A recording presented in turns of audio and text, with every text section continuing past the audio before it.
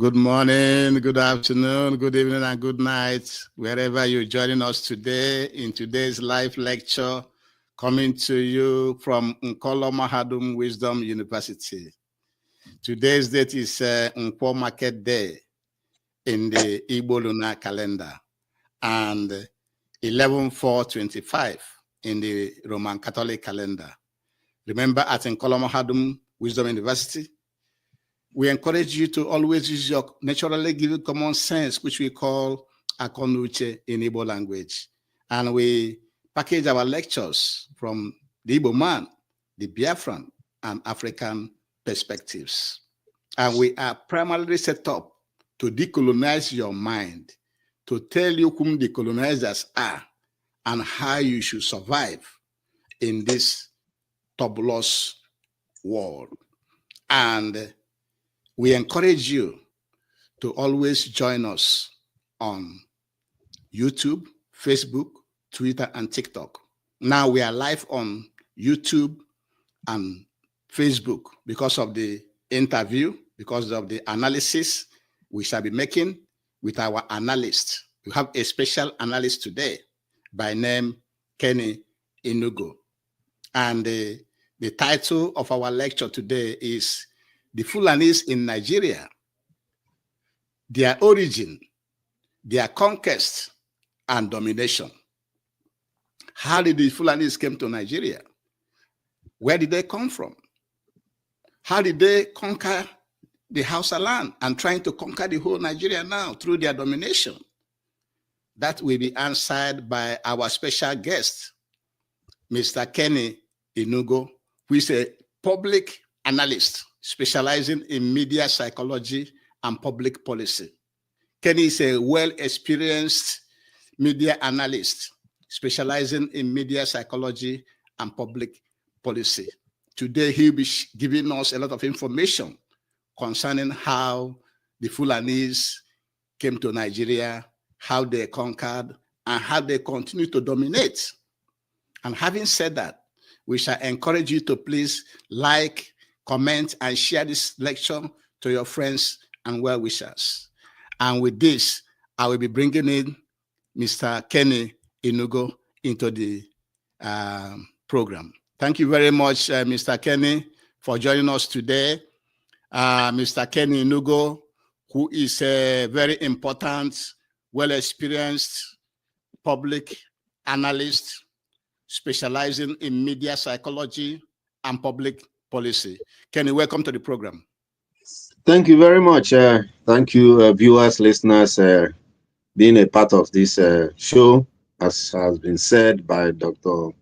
Mba, you will be taught and you get a lot by watching this program or listening to the program, and then you go and do your own research, make a counter evaluation of our analysis and see where Nigeria has been, where Nigeria is, and where Nigeria is going, especially as it pertains to the Fulanis of Nigeria. Thank you. You know that the title of our lecture today, what we are discussing today, the insight you will provide to us today, to our listeners today, is the Fulanis in Nigeria, their origin, their conquest and domination. So, Mr. Kenny Inugo, where does the Fulanis actually originated from? How did they find their way into Nigeria? Record and history has it that the Fulanis were originally from the Middle East, somewhere around Egypt. For those of you who had West African history, you know there was a man called Mansa Musa who was a typical full-fledged West African. And during the time he reigned, he had traveled to the Middle East, and he was highly recognized. Coming back, he came back with some of these Fullers. They originally, some people call them Fullers or Fulbes. So the Fulani came into West Africa through the association with Mansa Musa. Mansa Musa of the then Mali, a very well and notorious, very highly respected empire of the days, conquering empire, or just most like the Caesars and Alexander the Greats of the time, Europe. So when the Fullers came down here, they settled mainly around the Futajalon Mountain, the southwest of Sahara Desert. In those days, those areas were green. That was a powerfully established area for agriculture. You know that Africa had lived on agriculture in those days. So when they settled in there, the Fulanese, they started to multiply, being part of what was going on, and more and more of the Fulani were coming in to West Africa. And when they got in and settled in, they started spreading their religion. At that time, their religion, Islam, was foreign to this West African area. And they continued to do that with politics, with trade. They were the major slave traders of the days. They were what in the South, particularly where I come from, they call Ndento. Those who come as kidnappers. That's what they were. That was their first business in West Africa. Kidnapping people and selling to the white man in Gold Coast, which is current Ghana, and then Brass, which is current Nigeria, and so many other people. Which means kidnapping indigenous people and indigenous, selling them to the white people. They were not indigenous. They were just slave traders. They were traders, but they were trading on human beings that they kidnapped. Wow. So that was their primary doing. Then added with a little bit of trade here and spices, gold, and stuff like that. Anyway, as this continued, they settled in. Due to the kidnapping and all and the wars they were embarking on, they were able to establish political power. And then from there, their religious power was also used. And when they found that people are not accepting their religion, they declared jihad, the holy war, they called it. And they started moving. There were no boundaries. So whether they were moving all the way from Senegal or Gambia on the west side, all the way to Lake Chad on the east side of West Africa. If you know the geographical map, you look at it. But Lake Chad is in the northeast of Nigeria, northwest of Cameroon, and western part of Chad. So you can find it easily. And when they started, when slave trade was banned, when it ended, then the Fulani started rearing animals. Of course, they were animal rearers before. And then now they could not do kidnapping. They could not even fight to continue doing so. So they started rearing animals. That a product that you move around. In other words, nomadism is necessary for a good cattle rearing business. So they moved all everywhere. But they were confronted. If you guys read the book, The History of Nigeria, there was a lady, Amina, Queen Amina of Zaria. Zaria was one of the states, of the Hausa states.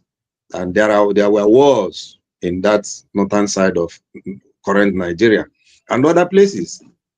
And so, but when eventually the Fulanis were able to defeat, or rather, well, not really defeat or conquer, but they were driven out from their places. The Fulanis occupied all those areas, Kanu, especially Kanu, Sokoto, northwestern side of Nigeria, Zaria, and the rest of them. We found out that Ottoman Danfodio, who was their head and their greatest fighter at the time, was well, some people said he was actually a wanted man in the Middle East at the time. So he settled in Sokoto, and that's where he had all his children and all his wives and everything. So these are stateless people. Fulanis are stateless people. So when they come, and in fact, I think a senator in Nigeria, as of this dispensation, not good 5 years ago, was prescribing that, or rather, proposing that Nigeria should not disturb the Fulanis from going from state to state, that the land is owned by the federal government. And therefore, since Fulanis are Nigerians now, that are fellow Nigerians, they should be allowed to go anywhere, and the constitution backs it up. What a crock. But anyway, that's not the case, because people own their lands, people own their properties, and it's not general property. But the Fulanis are killing people who refuse to give their land up for their use. That is the Fulani lifestyle. They don't believe in peace. Once you refuse their way of life to be imposed on you, automatically you become an enemy, and the next thing they want to eliminate you. Today, they believe that the problem in Nigeria by the Boko Haram, they say, means Western education is a sin. Now, Nigerians, many Nigerians have been trained in Western education, which has its merits. Of course, it has some shortcomings here and there, but to substitute it with Arabic education, which is what the Fulanis are pushing for, is nowhere, because as of today, we know that Western education is quite enterprising in a place like Nigeria. So the Fulanis have gone from the time Nigeria was nowhere to during the period of colonialism, and then from colonialism in the pre-40s and up to about the 50s, when colonial independence consciousness came to Nigeria, leaders of Nigeria, up to 1959, when Nigeria had elections to elect their leaders, and they did, so that in 1960, Nigeria was set free. But we know that before that time, the leader of the North, the Sardauna of Sokoto, Ahmadu Bello, was the premier of northern Nigeria at the time, had announced that their aim is to take over Nigeria and to make sure they dump the Quran in the Atlantic Ocean. Meaning, because if you know the geography of Nigeria, you know that Sokoto is in the northwest of Nigeria, and the oceans, the Atlantic Ocean is in the south of Nigeria. So that means they will use the Quran to conquer the entire Nigeria. And that's what they're doing now, because evidence have shown that those who are supporting Boko Haram or the ISWAP or the ISIS in Nigeria are mainly Fulani people. And that's their tool, their weapon for conquering Nigeria and taking over political power. Okay, now let me ask you, since their leader, Ahmadu Bello, said that they will continue to fight until they dip the Quran, into the River Niger, which means they want to conquer the whole Nigeria. I want to ask you, since the Britain is the creator of Nigeria, is the owner of Nigeria, that created Nigeria by amalgamating the Southern Protectorate and Northern Protectorate, is Britain helping them to achieve this conquest? Because I think that they are helping them, because they are the one because the Fulanis are only 13 million in Nigeria, in the Nigerian population today. They're only 13 million out of 200 million people. The Fulanis are only 13 million. If we are thinking at Incolomahadum that Britain is actually helping them, because Britain rig the census, the election that brought in after independence, supplies them with military, make sure they dominate the military of which they are fighting with, make sure they give them advice. In your opinion, do you agree with us that Britain is helping them? And if it is yes, how, in your opinion, how is Britain how is British assistance help them in achieving this their conquest, this their domination? Well, your question is loaded. It's a maybe multiple barrels. I know. But anyway, let's see how we can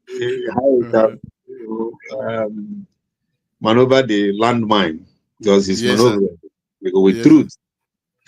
Britain colonized Nigeria. United Kingdom colonized Nigeria, and knows the politics of Nigeria from way back in the 18th century down to current day. They have tested all the different ethnic groups in Nigeria: Igbo, Yoruba, Hausa, Fulani. They named them individually and collectively. So they are like fathers to Nigeria. They know everybody. They know those they can meet and give power, those they can give money, those they can give, make their culture be this and that, and everybody thinks it's. But the records are there to say who came first, who came second, how everybody came, like we just enunciated above. There is no doubt that colonial masters have an agenda. And the agenda is to dominate, to first of all colonize, dominate, maneuver, and suppress and oppress during the days of colonization. That's why they killed a lot of people, and some were put in prison, some died in prison. Anybody who wanted to go against the colonial masters, that is Britain, was dealt with harshly. In fact, some people have argued that the only reason Azikiwe took the position of ceremonial president is that he was going to be sidelined if he didn't accept a president that had no power. So he accepted to be Governor General in 1960 and later became president in 1963. And people like Awolowo, who were kicking against anything against free and total freedom, who was playing it to be the prime minister, lost out completely. And this, they say, is the plan of the Fulani, so that they can institute their man, not just with position, but with power. That is why Abubakar Tafawa Balewa became the prime minister. Actually designed before Ahmadu Bello, who was the prime minister of Northern Nigeria and the head of Northern People's Congress. Abubakar Tafawa Balewa was only the secretary, party secretary. But it was Ahmadu Bello who decided what was to happen, because his party won, but he didn't want to leave the north. So he stayed, he's a Fulani, he stayed in the north to quote unquote take care of home. And then sent Ahmadu Bello over there, because he knows before Ahmadu Bello does anything, they're going to come back to Kaduna and decide on it. Or maybe even Sokoto. You mean Abubakar Tafawa Balewa? Yes, okay, yeah. Not Ahmadu Bello. I mean, Ahmadu Bello stayed in the north, stayed in Kaduna, actually stayed in Sokoto, but his official headquarters was Kaduna. But they said then that he actually lived in Sokoto. Anyway, whatever may be the case, he was the Sardauna of Sokoto. So, so like you said, he appointed Tafawa Balewa to be the prime minister. Yes, he did. Who is the party, the MPC, Northern Party Congress secretary, to be the prime minister, so that Ahmadu Bello, will stay in the north. Yes. Is that what you are saying? That's what I said. And that was how the Tafawa Balewa became the prime minister. Yes. Yes, Okay. that's the way he became a prime minister, because the MPC won the election. He was the secretary. The leader of the party was Ahmadu Bello, and he should have gone to the Lagos, being the capital, but he refused. He rather stayed in the north, in Kaduna, his regional headquarters, and sent the party secretary to go and form the government at the headquarters and be the prime minister of the first indigenous prime minister of Nigeria. Okay. So having done that, they have acquired power because the election was rigged according to the record, historians. And that was the mechanism of the British colonial masters. However, that first election, having its kinks and problems, continued until other elections, bringing us to the Western election of original election of 1964, that caused problem in the western part of Nigeria, and then the federal election of 1965 that caused problem all over the nation.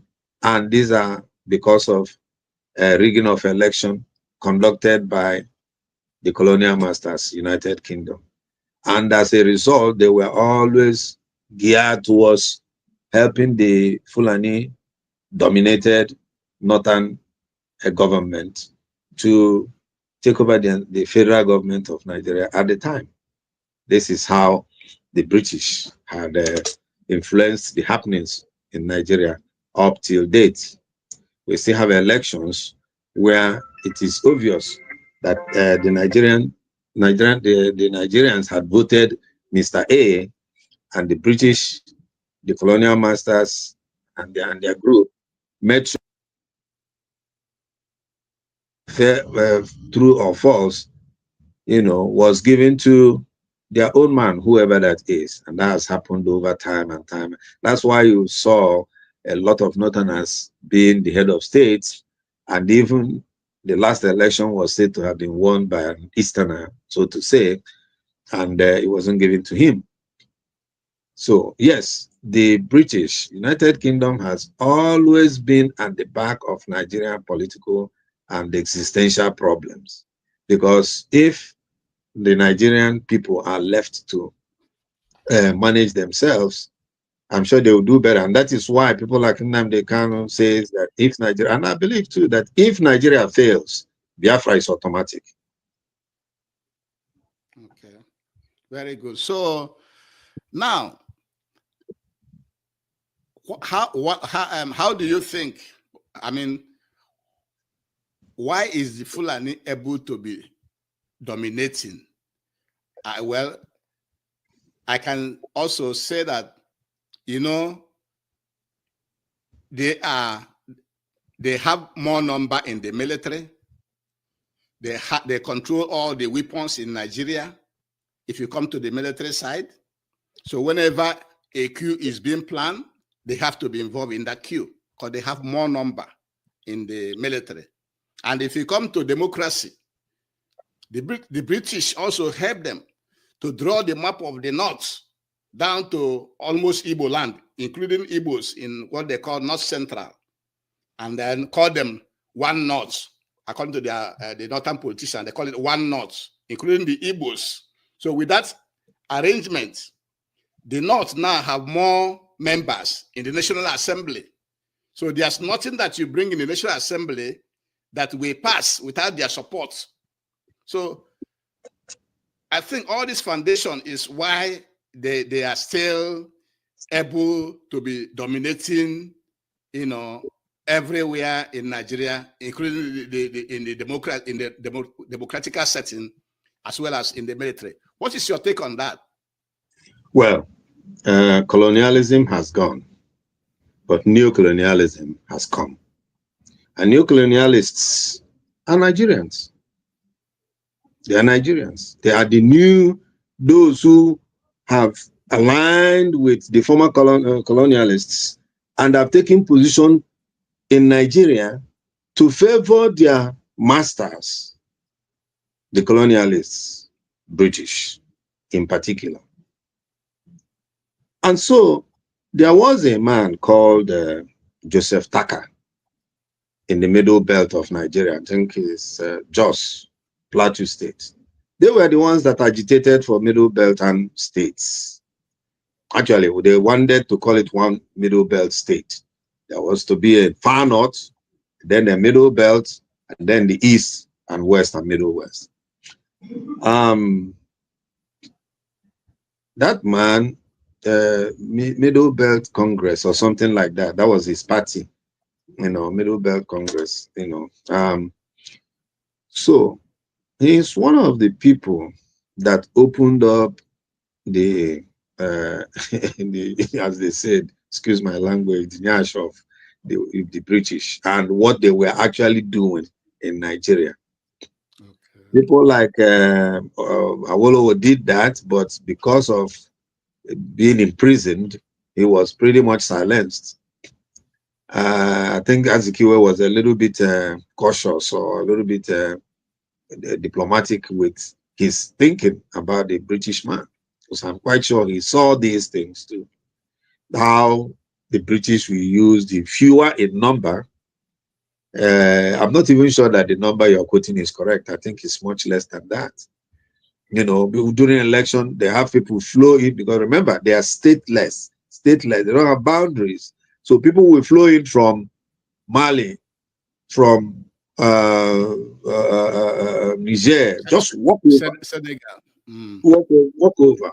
Senegal is too far. Just Niger, Chad, from Cameroon, some highly recognized politicians in Nigeria who are said to come from Cameroon.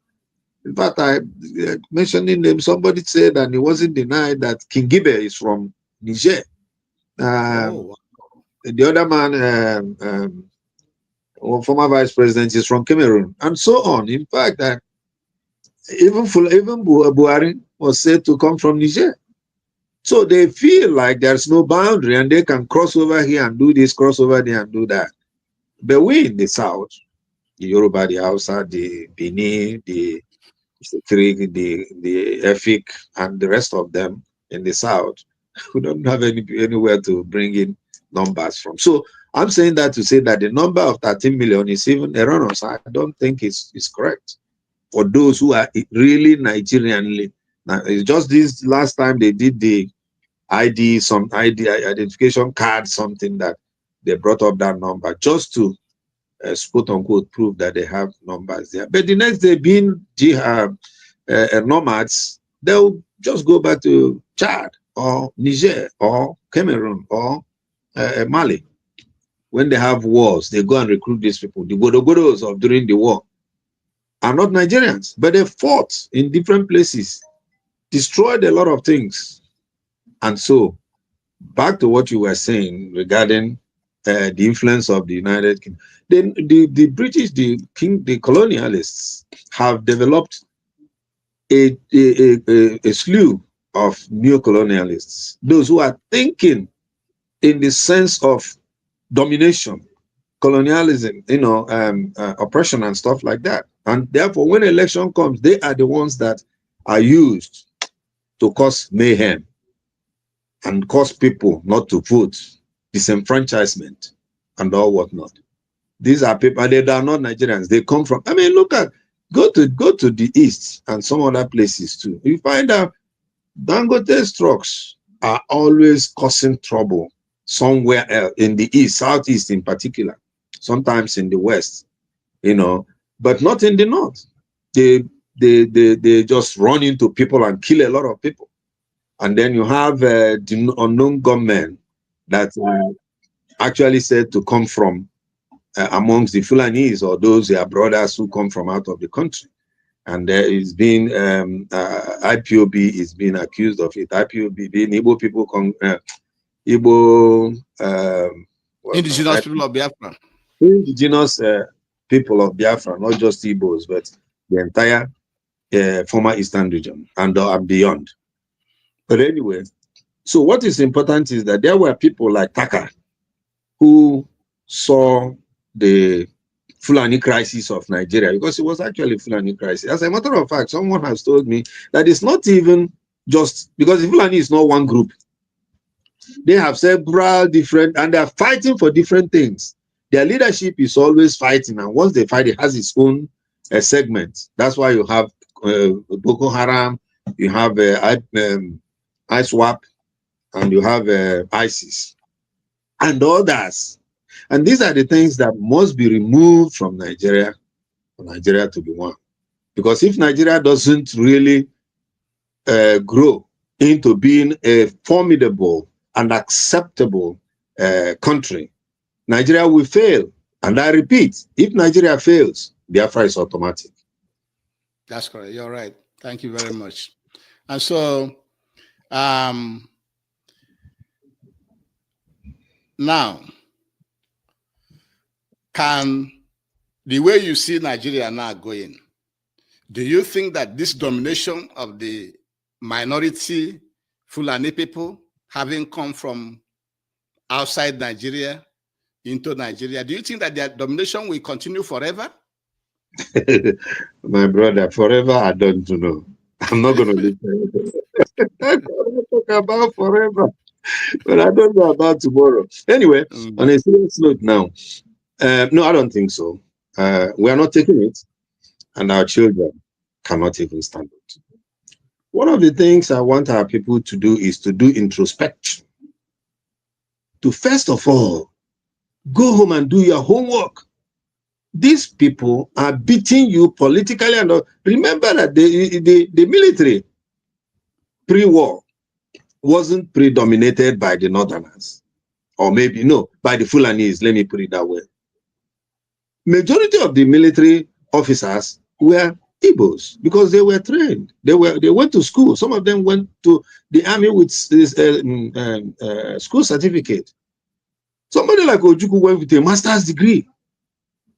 But somebody like Buhari could not even show us how he went to secondary school. Secondary school start required for officers' course then. Till that was a political jingoism of the opposition party to him. And till he served and died, we don't know whether he actually went to secondary school. Nobody could say. I think maybe one person I read somewhere said he did go, but he didn't have a school cert. Somebody like Ojukwu did not only graduate from secondary school, but also from university and had a master's degree. So our people, other people, let me not just be saying our people as if Southerners and non-far north people who are not Fulani should think about this. Don't look at it as an Igbo issue, because it's not. It's way beyond the Igbo issue. If you are there in Jos and the Fulani are walloping you, you see, when the Igbo man comes up and tells you everything he knows, and you agree and you find it and give you evidence, tomorrow you still go back to the Fulani man because you have one north. Next tomorrow he will come and burn your village. And then the government is doing nothing. Christians have up to the president of the United States have said that Nigeria is a country of concern. And that, he has already advised his military to get ready. Do we want another war? Is that what we need? So I'm not going to touch that with a 10-foot pole. What I'm going to say is that our people will be prepared also, because you don't know how salvation will come. Because Nigeria is a shame. Some people call it Nigeria is not doing well. I mean, that's putting it mildly. Can do better. And one of the things to do better is to face the truth and begin to do right. Corruption. I don't want to talk about corruption because it goes everywhere. It goes everywhere. In the days when we were working as civil servants, which was in the 70s, they said things have spoiled, things have gone bad. Considering that time and now, that was heaven. Because you couldn't give a policeman or a bribe or anything. I will ask you that you want to survive or rather succeed. It's not even surviving. There are so many other issues when you get into it. You cry for Nigeria. Thank God, with all due respect to those who oppose to his administration, President Tinubu is at least allowing some good stuff to go, to go ahead and be established. Because the fact that he considered and actually appointed an Igbo to the executive, military executive, I don't know, I think the guy is Air Force commander, air commander or something like that. He's in charge of the Air Force. But before, there was no Igbo, a major tribe like that. I don't even like to talk about the ethnic, it makes us small, kind of. But we must talk about it. Because I'm Igbo before I became a Nigerian, or anything else for that matter. But having put that aside, we look straight on the issue of Nigeria and Fulani, the dominance of the Fulani people over time, and still continuing to do so. And planning, because you see, again, somebody was saying that word to dump the Quran in the Atlantic Ocean is still going forward. If Tinubu did not go to bow in the altars of Saudi Arabia, maybe he wouldn't have been the president today. And I know that's one of the things that kick against the Igbos, because the Igbos, 90% of Igbos are not Muslim. Probably all of them Christian, maybe 70-80%. And so if there is a genocide against Christians in Nigeria, it means that 80-90% of Igbos in Nigeria are at risk. Hello. But should Islam, being a Muslim, be a consideration for somebody to be president or become anything of value in Nigeria, considering the fact that Nigeria is supposed to be a secular state and not an Islamic state? You are talking as if you don't know Nigeria. Oh yeah, go and be now. Don't be a Muslim and then you expect to, But what I'm saying is, on a serious note, it shouldn't be. You are correct. Nigeria is a secular state. No religion, just like they say, don't support religion, and on the other hand, do not divide it, following the American pattern. But it's not so. If you go to Nigeria today, to any federal concern, at least let me say federal, if you're not speaking the Hausa language, or you are nowhere. Wow. Both openly and covertly. So you have to belong. So is Hausa language now the nationally accepted language in Nigeria? Is that what you are saying? Or English, since they cannot come up with anything that is neutral? Sometimes they say they will come up with this one they call Wazobia. So Wazobia is no longer being developed. So it's now, if you cannot speak Hausa, you cannot get it. Is that the level where we have found ourselves? Well, yeah, let's not go there, because if you go into there, you open up a canker war. Okay, so let's just leave that one for now. But let me tell you that a man in the caliber of former Lieutenant General Theophilus Danjuma, at a point in time, looking at the truth of the matter, he's a Christian, but he's among the Muslim boys, all of them. Somewhere he's superior, somewhere he's junior. But do you know that some time ago, because of Boko Haram and the Islamic fundamentalists' attack on his state of Taraba, he told his people to go and arm yourself. Hello? Now, but you went to the southeast and you disarmed them, told everybody to bring their arms, and you went around again. And then it was reported that the federal government of Nigeria, or some people in position of power in the army, were arming Boko Haram. I don't know. But otherwise, how are they getting their weapons? And their weapons are identical to the ones that were ordered by the Nigerian army. Somebody tell me something.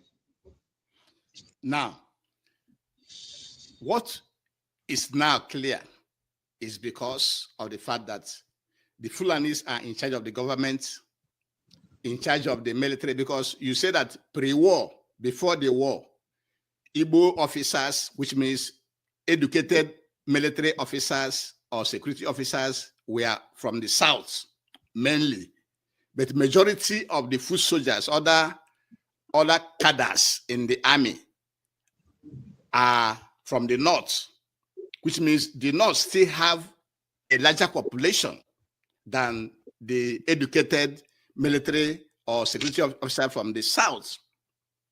Now, that being the case, but today, the Fulanese, since they're in control of the government, controls the army, controls all the military equipment in Nigeria. And it is this, and if you come to terrorism, just like we are saying now, they disarm the Southeast and other tribes, and then arm the Fulani terrorists.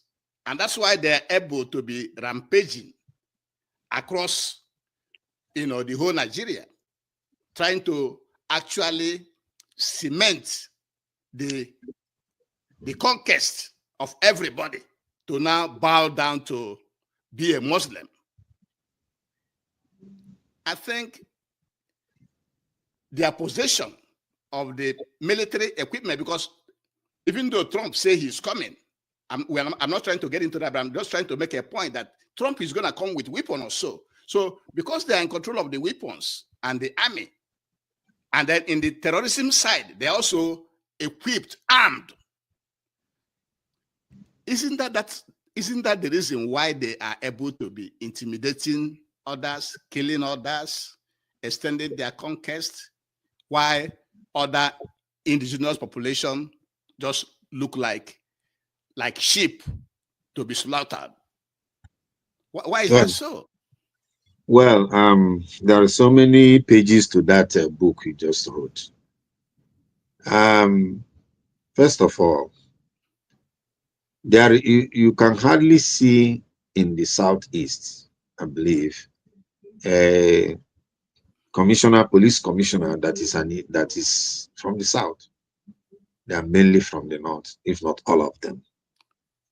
That's a structure that has been designed to empower people from the North, particularly Fulanese, so that on the roads they are free to go. Once you see them, there is their man. They already know their man. If you make a complaint, you happen to be a lower officer from Urobo or from Ogoni or from Benue or somewhere.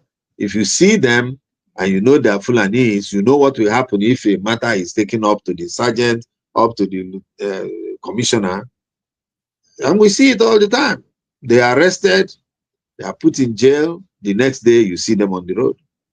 Why? Because their boss man is from their tribe. The commissioner, or probably even as low as inspector, maybe from their tribe. So that's, I don't even know how to begin that, because that, for you to understand it, it will take 1 full year of lecture in a university. But the little time we have, the few minutes we have, let us understand from my vantage position that if you mix up the officers on the road, we're just talking about on the road, and you take a Yoruba man to Maiduguri, they take the Sokoto man to Calabar, take the Igbo man to Kano, and so on, just that way, federal character, there will be some element of arrest of the security issues, insecurity in Nigeria, because the truth will come out. The officers will not be afraid anymore of putting somebody in jail, and then their brother will send order from somewhere and say, release that man. And most of the people who were arrested as Boko Haram from the war at least during the time of Buhari, were never punished. Actually, they were rewarded. They were rewarded because they say they have been decriminalized or deterrorized or whatever, meaning they have been washed of their crime of terrorism and therefore reintegrated into the army. And these are the people who are supposed to go and fight the Boko Haram. There are a lot of them out there who fought with these people, corrupt soldiers, but they know They were not fighting the Boko Haram. They were actually killing our boys. Regular Nigerian federal troops were falling here and there, being shot by their fellow officers. This, I mean, is out there in the internet. If the guy is lying, only God knows. But I doubt it, because I've also heard other people say so.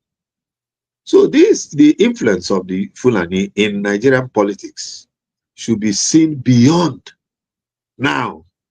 And some people are looking at they're against the Igbos. It's not just the Igbos. I can tell you that if you're a Yoruba man and you're thinking this thing is just against the Igbo people, they fought the Biafran war and they lost. Now we're gonna, like somebody was saying, that the war has not ended.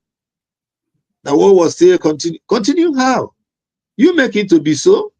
When the war ended, they said it's no victor, no vanquished. Let us reconcile, reconstruct, and move on.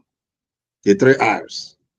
How much he was successful, only God knows. We are all there. I don't know. I'm older now, you know what I mean? Say, but then I was in high school. I remember Taylor Woodrow and the rest of them who were used to do some of the reconstruction. I remember government programs that was coming up to do a whole lot of things. You know, thank God for the mindset of the people in power in that time, especially General Gowon, who some of us still believe he didn't do enough.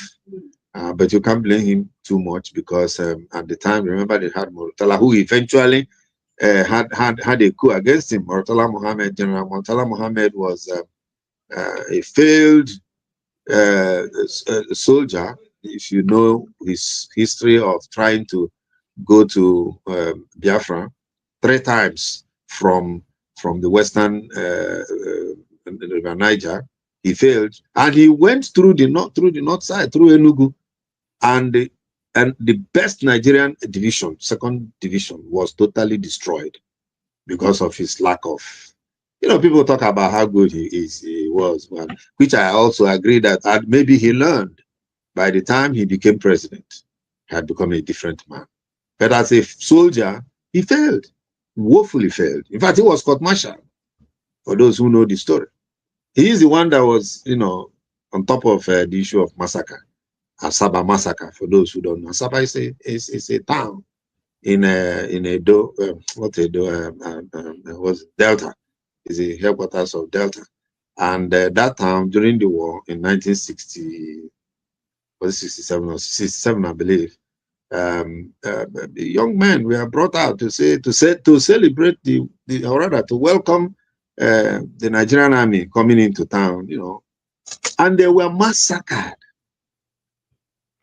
There were a lot of them. Maybe I don't know whether it's 500 or 5,000. I don't have the figures, but that is the Murtala Mohammed. And of course, he got his own destiny, because he was also assassinated by his own. So the influence of the Fulani in Nigeria, if you go economically, if you go look at Dangote. What's that Igbo man's name? I forgot now. Who was also in that industry, cement industry, and just Ibeto, yes, Ibeto. Ibeto was far better than Dangote, but Dangote was shored up to today that he has to build that refinery. How many Igbo guys can build that thing in Onitsha, in Asaba, in Ibadan? In Kaduna, anywhere, maybe billionaires who can do even better, but they are just hiding because they don't know Nigeria yet. I continue to say Nigeria better straighten up. I'm not the only. The president of America, of the United States of America, has said it, that Christians, the genocide against Christians cannot be let to stand. Thank God for that, if nothing else. And some people are saying because Nigeria is beginning to get better economically, and that is what. No, even if that maybe has its own merit somewhere, as of today, I am 100% in support of stopping anything that will cause or continue to cause genocide of Christians. I have suffered the genocide of Igbos in northern Nigeria. Now it's genocide of Christians.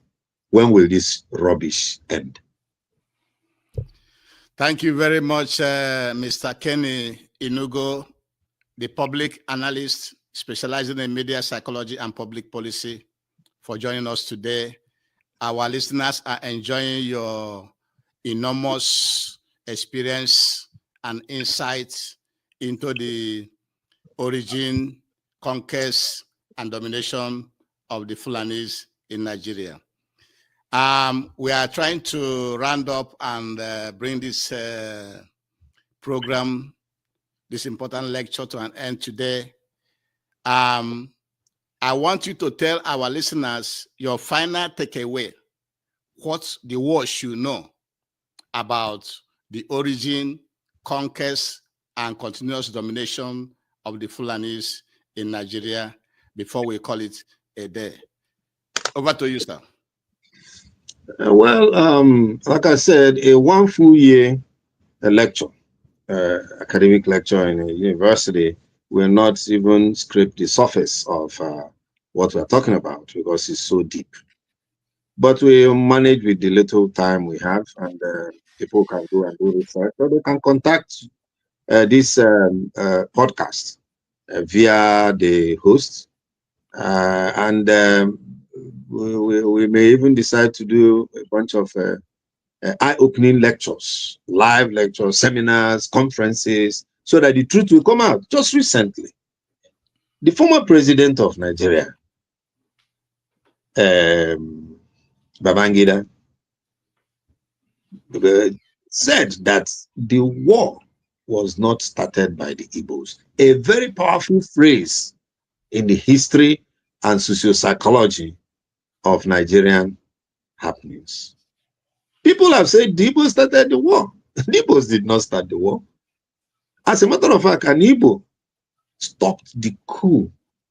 The war did not start in 1966, or rather, the war started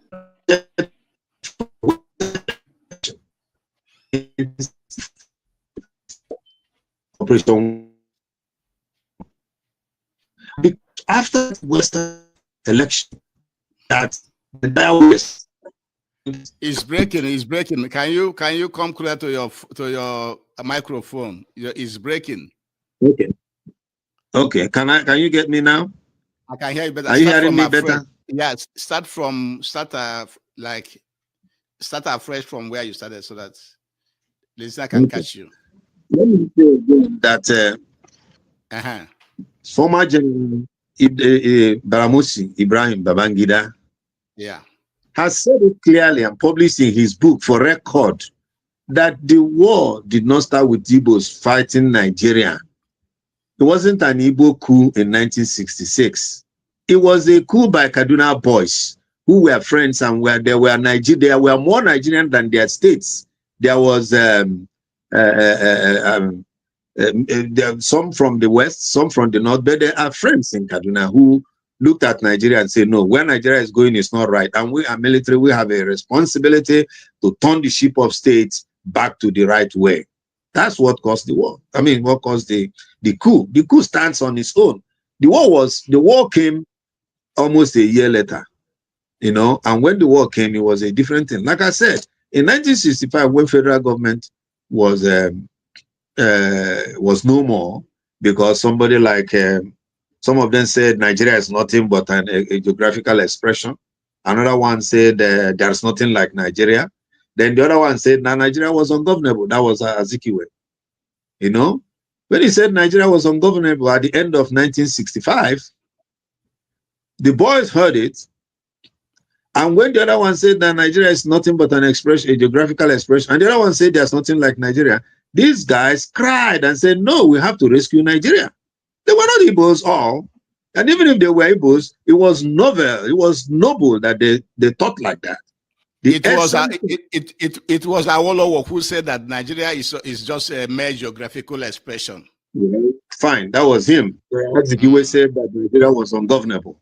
And the other one, Sokoto, Muhammadu Bello said there's nothing like Nigeria.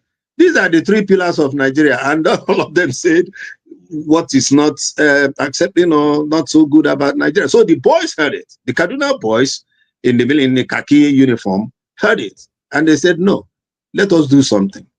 And they did it not on the account of Igboism, no. So thank God for Babangida on that one.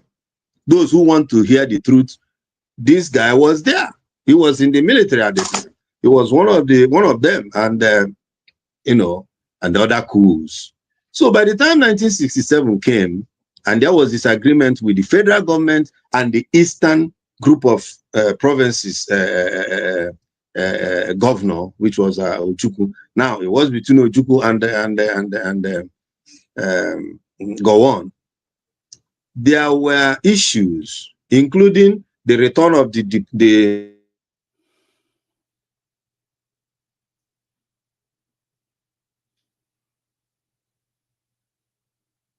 of power, you know, and other plans to confederation, which probably would have served us better. Everybody go to your home, run your home. If you're home, if at the end, somewhere along the line, if we agreed, we can come back and become one Nigeria again. If we did that, I personally believe that it would have worked. Because I can tell you that by now, we would have all seen that there is power in numbers and begin to want our brother in the north, brother in the south, brother in the east. Some of us in the north, we want our brother in the southeast, the southwest, and so on. But we didn't do that. We didn't do that experiment. We rather went to the experiment of war. This is where it brought us. This is where we are. And at the end of the war, some people still wanted to fight the war. Actually, we're fighting the war, still trying to kill to finish off the Igbo man. If you think about the Awolowo's 20 naira replacement of 20 millions that people put in the banks. Many Igbo people had money, a lot of money, before the war. At the end of the war, they were given pathways, and they started afresh, and they did well, and they're doing well. People are wondering, what is it they're doing? It's because my people say, after you have pursued somebody over time, you pursue him or her into a better place than where he was. Igbos have lost a lot. But they are not the least. No tribe, no ethnic group in Nigeria will suffer what the Igbo man has suffered and still continue to be amongst the. Look at the government of Nigeria has 6 positions before you can see where an Igbo man is. Not president, not vice president, not chief justice. No, those 6 major positions, no Igbo man up to today. And they don't look at the government, they look at themselves, what they can do for them. Igbos are egalitarian, Igbos are very, very industrious. And that is not that other people are not. But we're saying that given the hand that has been dealt to the Igbo man in Nigeria, and they're still where they are today. I'm not saying that you doff your heart for them, but if you do, you're not doing too bad. You have hit the point why I am answering Igbo Bueze. This is why I am answering Igbo Bueze, because of all the things you described so far, the Igbo man is still surviving. That's why I'm answering Igbo Bueze. I don't want to go into detail. I just want to tell you, you just hit the points as to where my name came from. You're gonna have to do a big party to introduce yourself. I've never called you Igbo Bueze until you bribe me. Oh, don't bribe me, but anyway, that's by the way. So, like I'm saying, I find it a little difficult to talk about the Igbo people because I don't want it to look like because I'm Igbo, I'm carrying the Igbo people up there and all that. Because we are very proud, we are very loud. And I ask myself, why can't we be like everybody else? No, we cannot. We think there are things Yoruba people do that may be good or bad that makes them Yoruba. There are things Hausa people do that make them Hausa. There's that, like I'm telling you, Fulani people are stateless. If you find them in Port Harcourt, the same manner of living in the bush.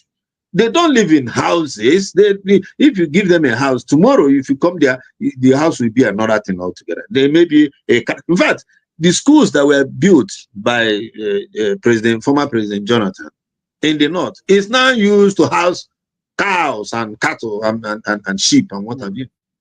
They were built for free. In the southeast, we pay communally to build schools, and we utilize them. But this was done. These schools in the north were done by the federal government under Jonathan, for education to come, because education is a light. Education is a light. So he wanted to bring light to the people. They snuffed it out and put cattle there. Are you going to start with one thing or the other or the other? Look at, according to those who know better, the Ajokuta steel industry was designed to be built in Onitsha before the war. And then after the war, for politics, they put it, they sent it to Ajakuta. Where is it today? Yes, go and search the records. It was from the east. It was from the east that Malaysia took Canada. Today they are exporting. We don't have enough. We don't have enough palm kernel that was being. That was one of the main things that we were shipping out. But today we are buying it from outside because it is used to produce a lot of other things, which we now, if we had it, if the steel industry was there, we would have been able to have steel industry. So South Korea won't see our back because we'll be building cars, armored cars. And of course we do now through Innocent and the rest of them. But this is just the tip of the iceberg. You can imagine where Nigeria, let me say Nigeria, would have been by now. But every time the Igbo man wants to do, they want to get somebody else. And look at what Dankote is doing. Great, all right, but could have been done a whole lot better. Leave it there to compete. Let them have people standing, and then we'll see. Let me digress a little bit about the steel industry you talked about, because I read a few days ago that President Tinubu just signed, I think, 400 million naira steel industry in Ewekoro. I think somewhere in Ogun State. He wants to establish steel industry close to in him. Ewekoro in Ogun State. Yes. Okay.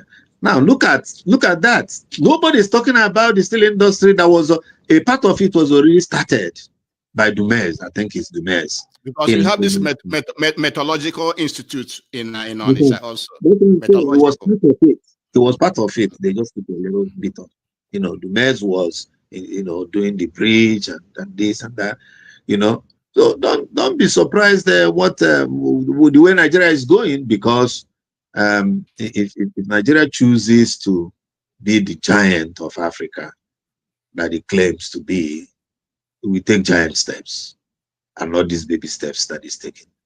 And it can be done. Just do the right thing. There's no reason why OG Power Station that was supplying the entire northern part of eastern Nigeria up to Ogoja, will not have been rehabilitated, and is actually prohibited from. Because all it needs is coal in that place. It doesn't need anything else. Before Afam Power Station came, Afam Power Station came right before the war, probably 64 or thereabout, 65. But OG Power Station had been there even in the 50s, I believe. Why wouldn't you allow that, independent? I'm not talking about government going to build them. Allow people to bring their ingenuity to play, so that we can see. There are no, then some people will say, you go to Nigerian Constitution, there are no-go areas. Why would there be no-go areas? Are there people who can have a glimpse of it, and some of us will not have a glimpse of it? The one they call concurrent list and exclusive list. That's what I'm saying. No-go areas, exclusive. There are no beyond that. In every constitution, there's always concurrent. There's always exclusive. That's government is there. But I'm talking about no-go areas. Go and ask them. Is there? Every time the Constitutional Assembly assembles, they are always informed not to go to the no-go areas. Because one of the things I'm thinking, is that the Constitution makes it clear, no secession. Okay? I was that non-secession that Awolowo and Ojukwu were talking about, and somewhere along the line, Awolowo now says, if the East is left to go, the West will follow. Left to go is the commanding word there. Not if the East goes, West will go. No. So for people to know the truth. So when you are telling the Yoruba man to come and apologize to you that they betrayed you, they may have betrayed you in other ways, but not in this one. Okay? Not in this one. There was no promise. There was no signature. Aburi did not even discuss the East going or the West going. Aburi discussed and agreed on confederation, which Nigeria will still have to go to if it really wants to stand. Because which is restructuring. Well, restructuring has been, this is the structuring too. But what I'm trying to say is that my thinking is that if Nigeria allows people, somebody, I forgot who said it last, allow people to develop at their pace. You can take a sheep to the water, a horse to the water, you can't make him drink. If you want the North to operate at the level East is operating, it may not be so. If you want the East to slow down at the level, imagine all the slowing down they have done to the Igbo people. One of the reasons you have a lot more Igbo people in the outside Nigeria, maybe why they are doing so well, is because at the end of the war, the way the government, the people in power, were glad to see Igbo people leaving the country and leaving the country to them. Now look at the result. You have more people in Eastern region, in former Eastern region, particularly in Southeastern state, outside the country, doing well and bringing booties back to the country. You know, good stuff. Building schools and so on, and training people. You know, they have never stopped. You know, their apprenticeship idea in the trading world, and it helps a lot to stabilize the family and the rest of them. Apart from other social logical concerns as a result of it, because wherever there is good, there is bad. Except that the good better be better than more than the bad. Okay. Now, by the time they began to realize, I remember people who were coming here with scholarships. All of them, if you have 100 Nigerians that came to a place, say to the US, and about 50% of them will be people from the East, particularly Igbo land, and none of them will come with scholarship. People from River State or other states, they come with government scholarships. I remember very clearly. Even Bursary Award. The Igbos were not getting it. They were not getting it because I did apply and I know what I was told. And I went to Nigeria for the purpose and I know what I was told. So I have to tell. And at the end of the war, because I worked and in Nigeria before I came here, I didn't just come here, green leaf. I remember when we paid 2 naira out of our what, 4, I was paid 49.57, something like that.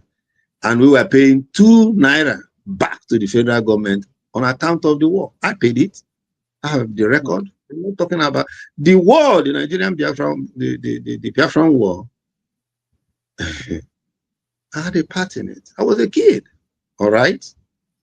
But next time you will share your experience on the Nigerian Biafran war. That's $1 million. That's $1 million.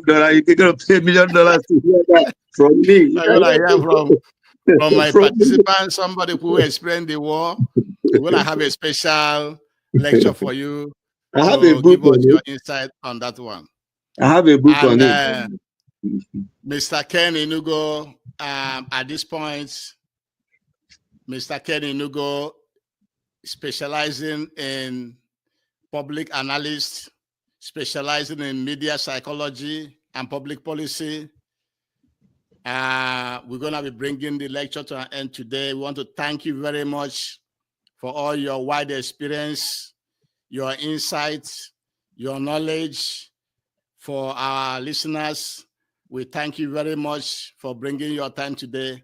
And next Tuesday, we shall discuss your experience in the Nigerian Biafran war.